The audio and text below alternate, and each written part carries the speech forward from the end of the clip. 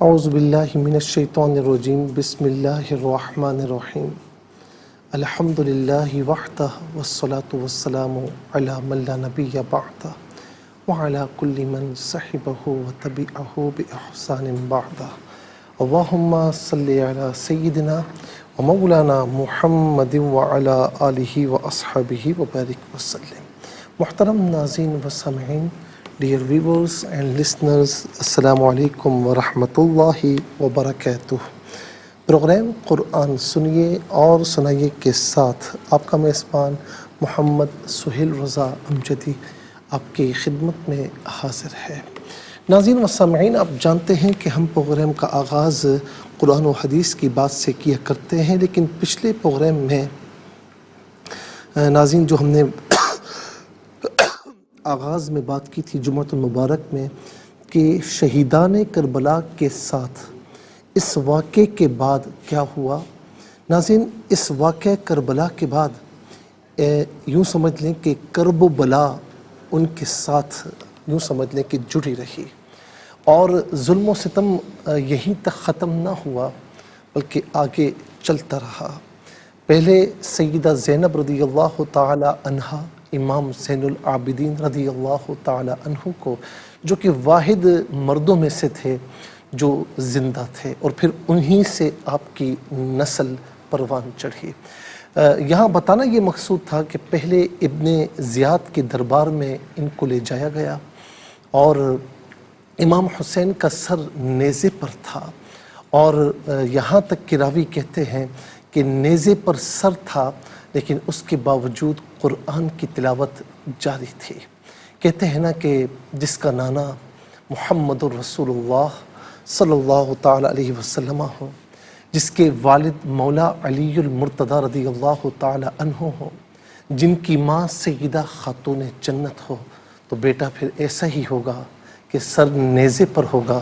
اور قرآن کی تلاوت کر رہا ہوگا۔ بہرحال ابن زیاد نے ناظرین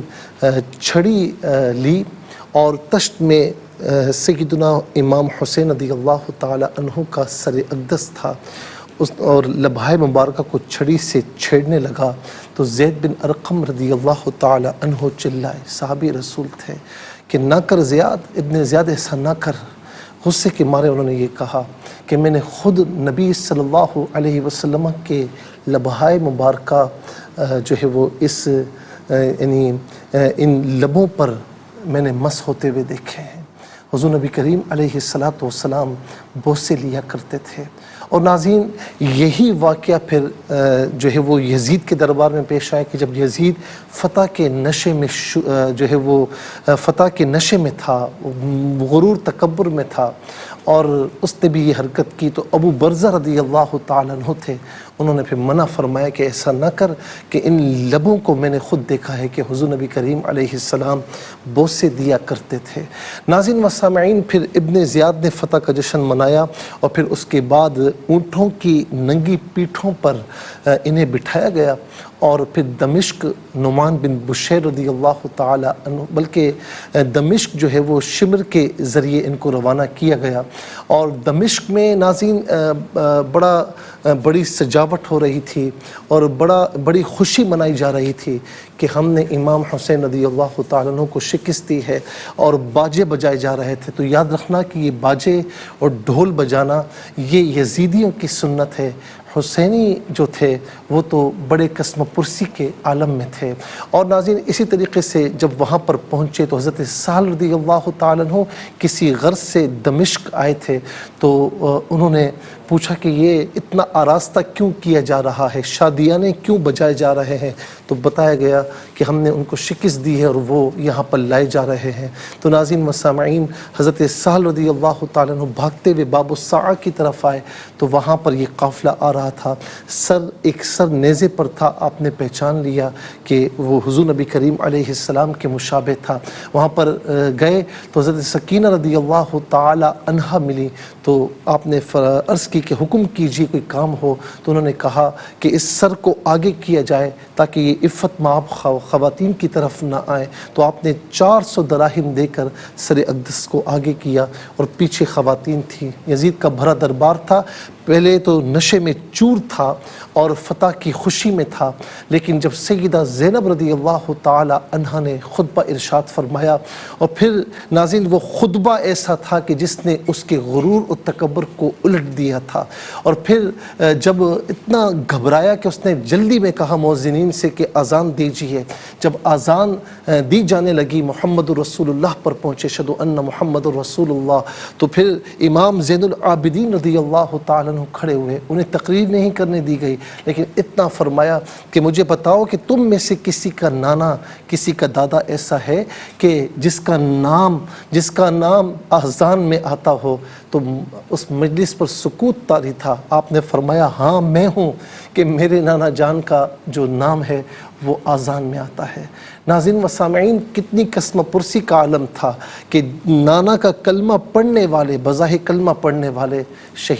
انہوں نے شہید کیا اور ظلم و ستم کے پہاڑ ڈھائے، اور پھر اس کے بعد ناظرین یزید ایک دم اس کا غرور پاش ہوا، اور پھر اس نے کہا کہ واللہ اگر امام حسین یہاں پر آتے، میرے ساتھ معاملات طے ہو جاتے تو میں ان کے ساتھ یہ نہ کرتا۔ لیکن یہ ناظرین اس کی چال تھی، اس کی چلاکی تھی۔ لیکن اس کے بعد پھر اس نے نعمان بن بشیر رضی اللہ تعالیٰ عنہ جو صحابی رسول تھے، ان کی سرگردی میں ان کو مدینہ منورہ میں روانہ کیا، اور پھر مدینہ منورہ میں آ کر ناظرین پھر امام زین العابدین کا ضبط کا بندھن ٹوٹتا ہے، سیدہ زینب رضی اللہ تعالیٰ عنہ کا ضبط کا بندھن اس وقت ٹوٹتا ہے کہ جب حضور نبی کریم علیہ السلام کی بارگاہ میں حاضری تھی۔ کہتے ہیں کہ کوئی آنکھ ایسی نہیں تھی جو اشک بار نہ ہو۔ امام زین العابدین اس کے بعد جتنا عرصہ بقید حیات رہے، آپ کبھی مسکرائے نہیں، پانی سامنے آتا یا پھر کھانا سامنے آتا رو پڑتے، پوری رات عبادت میں روتے۔ کسی نے پوچھا تو کہا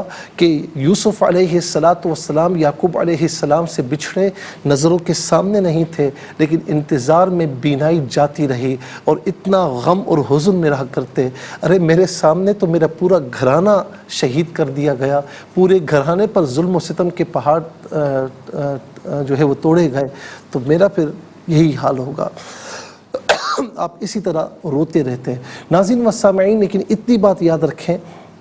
کہ بظاہر شہید یہ ہوئے، لیکن جو شکست تھی وہ یزید کا مقدر تھی، اور پھر یزید 64 سنہ ہجری میں واصل جہنم ہوا، اور پھر اس کے بعد اس کا جو بیٹا تھا وہ متقی پرہیزگار تھا، 40 دن کے بعد وہ بھی دار فانی سے کوچ کر گیا۔ اور پھر آج آپ دیکھیں کہ مقصد امام حسین کا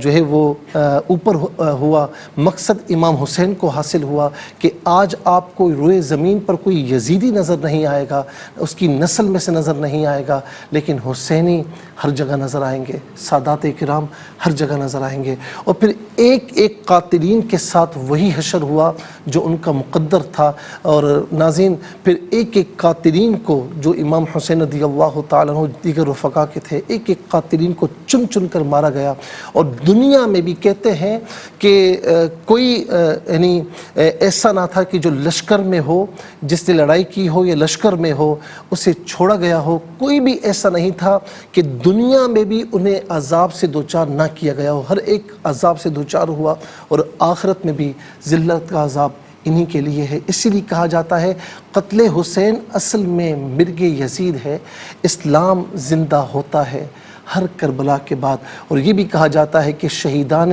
کربلا کا خون ناحق رنگ لائے گا،